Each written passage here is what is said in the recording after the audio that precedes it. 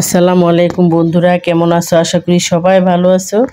আজকে তোমাদের জন্য নিয়ে আসলাম খুব সহজ এবং অল্প সময়ে রান্না করা যায় এরকম একটি রেসিপি। এটি হচ্ছে রুই মাছ দিয়ে তারপরে কলমি শাক দিয়ে রান্না করেছি। আর এই রান্নাটা কিন্তু আমার আম্মা বহুদিন আগে, প্রায় 25-30 বছর আগে, তখন দেখতাম যে গ্রামে যখন বর্ষা দিন আসতো তখন কোনো সবজি থাকতো না। হ্যাঁ, গাছগাছালি সব মরে যেত পানিতে। তখন খুব কষ্ট হতো মানুষের, শুধু মাছ রান্না করে খেতে খেতে সবাই বিরক্ত হয়ে যেত। তখন যখন আমরা গোসল করতে যেতাম নৌকা দিয়ে, তখন ক্ষেতের মাঝখান থেকে তখন এরকম কলমি শাক ছিঁড়ে নিয়ে আসতাম। তখন আম্মা রান্না করতো, সব ধরনের মাছ দিয়ে কিন্তু তখন রান্না করতো, কেননা সবজি বলতে শুধু এই শাকটাই থাকতো তখন। আমার মনে হয় যারা গ্রামে বড় হয়েছে তারা অবশ্যই জানো যে এটা কতটা মজার। এখন আমি হাত দিয়ে একটু কেটে কেটে নেব ছিঁড়ে ছিঁড়ে। আর এটি কিন্তু আমার এক বান্ধবী গ্রাম থেকে এনে তারপরে আমার দিয়েছে। ও কিছুটা রাখছে আর আমার জন্য জানে যে আমি এগুলো পছন্দ করি, এজন্য নিয়ে আসছে। আর এটা দেখে আমার এত ভালো লাগছে, আর আমার আম্মার কথা মনে পড়ছে। তখন এই শাক দিয়ে মাছ, সব ধরনের মাছ রান্না করতো, খেতে এত মজার হতো। তখন কিন্তু খুবই ভালো লাগতো। সেই ভালো লাগাটা বোঝার জন্য আমি আজকে অবশ্যই রান্না করব। আর আমি আমার ঘরে যে মাছ আছে সেটা দিয়েই রান্না করব। তবে এটা খেতে কিন্তু সবারই ভালো লাগবে আমার মনে হয়। তোমরা অবশ্যই যদি গ্রামে যাও, এখন বর্ষার সিজন, তোমরা অবশ্যই ট্রাই করে দেখবা। ভাবছো যে কলমি শাক দিয়ে মাছ দিয়ে কিভাবে রান্না করে, আমি কিন্তু শাকটা নেইনি, শুধু ডোগাটা নিয়েছি। আর ডোগাটা দেখছই তো কত সুন্দর। এখন আমি মাছটা ভেজে নেব। এটা হচ্ছে রুই মাছ, ছোট রুই মাছ যেটা, ওইটা দিয়ে আজকে এই মাছটা, ছোট এই মাছটা আমি সবসময় রাখি ভেজে খাওয়ার জন্য। তবে আজকে এই মাছটা দিয়ে আমি রান্না করে দেখব যে কী অবস্থা বা কেমন লাগে।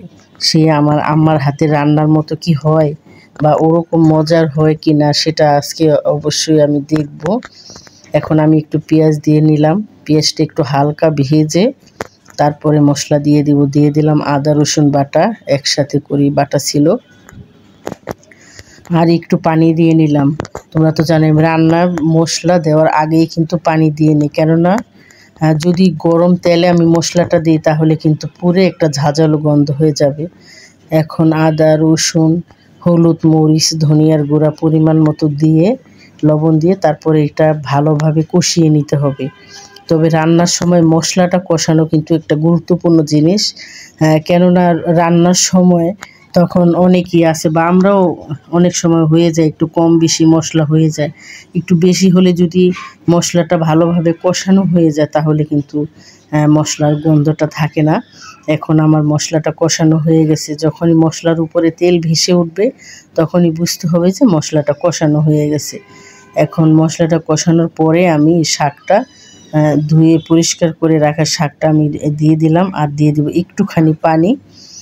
পানিটা দিলে আর শাক থেকে কিন্তু অনেকটা পানি বের হবে। আর এখন আমি ঢেকে দিলাম, 2-3 মিনিট পরে দেখব শাকটার অবস্থা এরকম। আরও কিন্তু এটা গলে যাবে। 2-3 মিনিটে এরকম রান্না হয়ে গেছে। আজকে এত ভালো লাগছে রান্না করতেছি আর মনে মনে ভাবতেছি আজকে আম্মার হাতে রান্নার মতো আজকে খাবো। এখন দিয়ে দিলাম জিরার গুঁড়া।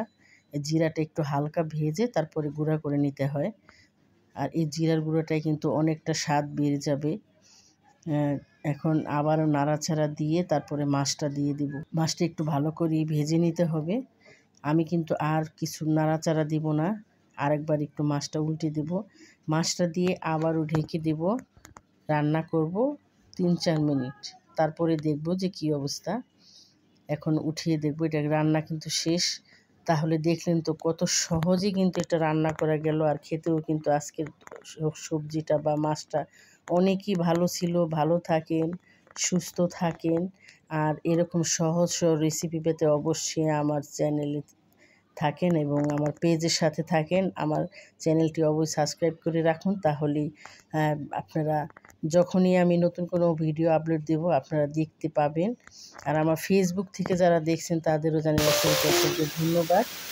আর আমার পেজটাকে ফলো করে দিন, তাহলে আমার ভিডিও দেখতে পাবেন।